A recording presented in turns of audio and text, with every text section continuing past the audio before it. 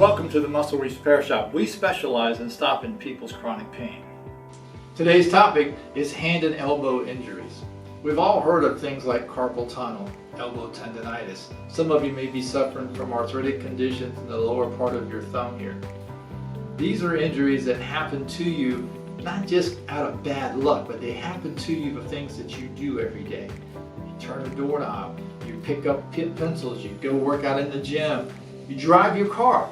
Those will contribute to those aches and pains in your wrists, in your hands, and in your elbows. Now, carpal tunnel, which we understand is about getting pain coming in through the carpal tunnel in the wrist and causing it in your fingers. And we typically think about that as people who work on computers, people who are on their phones all day texting. But in reality, carpal tunnel can come from opening and closing doors. It can come from working out in the gym. It can even come from driving your car. Elbow tendonitis, on the other hand, is up into this side. You'll typically hear it called as tennis elbow or golfer's elbow. Tennis elbow is more to the outside, golfer's elbow is more to the inside. You have 26 muscles from your elbows to the tips of your fingers. You have 5 muscles that attach. You'll feel a little knot right here at the top of your elbow.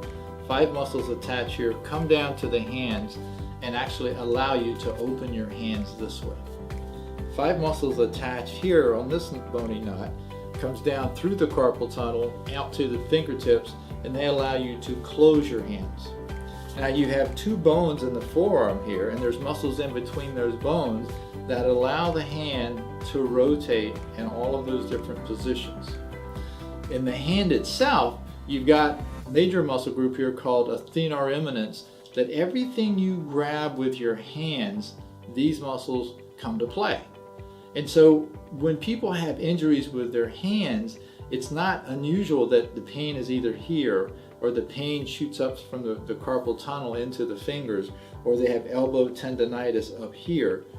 It's because of the design of the hand and the arm and how these muscles control your hand. So what are the treatments for these conditions? Typically you'll see people wear braces. They may wear braces on their thumbs, they may wear a brace on their wrist. You see that a lot with carpal tunnel sufferers. Or they may put a brace on their elbow when they're playing tennis or golf. If it gets a little worse, they'll go to doctors and they may take painkillers, or they may be given injections to try to reduce the pain as well. And if that still doesn't work, then the last thing they'll typically go to will be surgery, either on the wrists or on the elbows or the thumbs. How can you avoid those treatment plans and actually stop the pain and get yourself back out of pain naturally?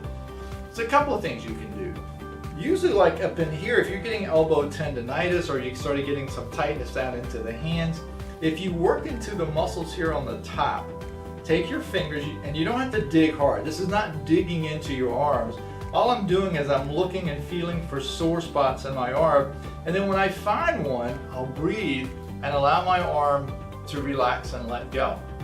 And then I'll go down and I'll keep looking for more sore spots. And I'll do it on the top and I'll do it on the bottom as well. Now, in this part of the arm, there are 2 bones with muscles in between the bones. So you can even go down in between the bones, and you should be easily able to touch and feel the bones in your forearm. Now, for some of you who've been working out, your forearms may be very tight and you can't feel those bones.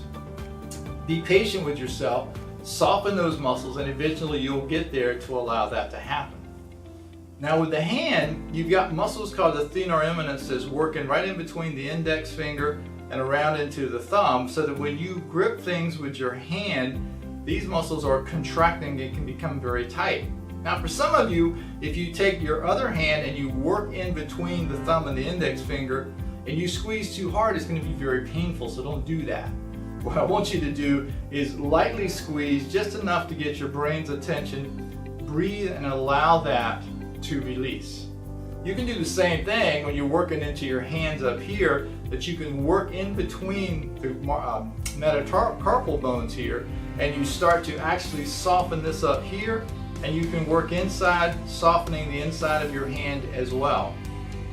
From a stretching standpoint, one of the things you can do is I typically just cross my hand over when I'm stretching my thumb, and I pull the thumb over this way. So you can see that as I'm pulling that over, and I'm literally stretching my thumb up over my hand. So my hand is even here. I want my thumb to go back this way so that I can stretch the muscles out over here. Only hold this for about 3 to 5 seconds, and you'll do 8 to 10 times. You can go this way if it feels more comfortable to you, or you can slide your hand in and lift from here, whatever feels comfortable to you. You can also take your thumb, and see how I've got my thumb right there by the wrist for support, because what I want to stretch is this knuckle here, and I catch my thumb here, and I just start to stretch out the webbing in my hand here.